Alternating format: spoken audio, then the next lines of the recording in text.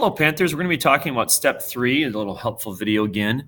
And step 3 says research information about the interactions of living, which is biotic, and non-living factors. All living and non-living things in an ecosystem are connected to each other, so you're going to show how they are connected and the balance that's needed between them to have a healthy ecosystem. So what I did was I went back to step 2 and I took all of my abiotic and biotic pictures. I took the whole Google Draw and I put it in here. All right. So I already had all that information. I already have all the pictures. I have the names and things like that. So I don't want to start fresh. That'd be doing too much work. So what I did was I took them here, and the way my brain did this, and your brain might work it different, is I really didn't need the titles anymore because now I know that that's a grasshopper, and I've already explained that this is an orb spider. And then what I'm going to be doing is I took the different pictures and I started to think about how they're connected to each other. So for example, Indian grass, which by the way, on the last video, I didn't put because, I was like, oh wait, I need to include some grass now because I need to show how the grasshopper relies on the grasses.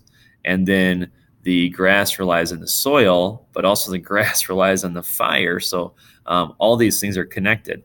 So what I did was I started using arrows to show how they're connected. And then with each arrow, I would include an explanation. So Indian grass needs healthy soil to grow.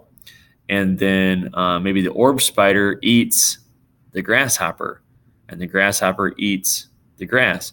But yet again, I could probably add another one here, another arrow, because the spider actually relies on the grass too, because it lives there. So without the grass, the different types of grass, the orb spider would have no habitat. So that's what you're going to be doing for step 3 is taking a Google Draw. And once again, if you want to do this by hand and draw them, you're totally fine. Or you could be creative with how you decide to do this. But somehow you need to show how the biotic and abiotic, the living and non-living characteristics interact with each other. Once again, when you're done, you're going to be conferencing with your teacher.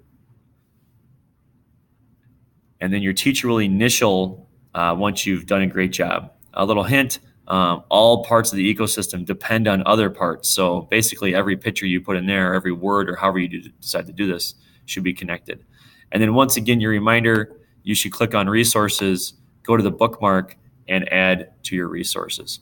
If you have any questions, as always, please talk to your teacher, and have a great day, Panthers.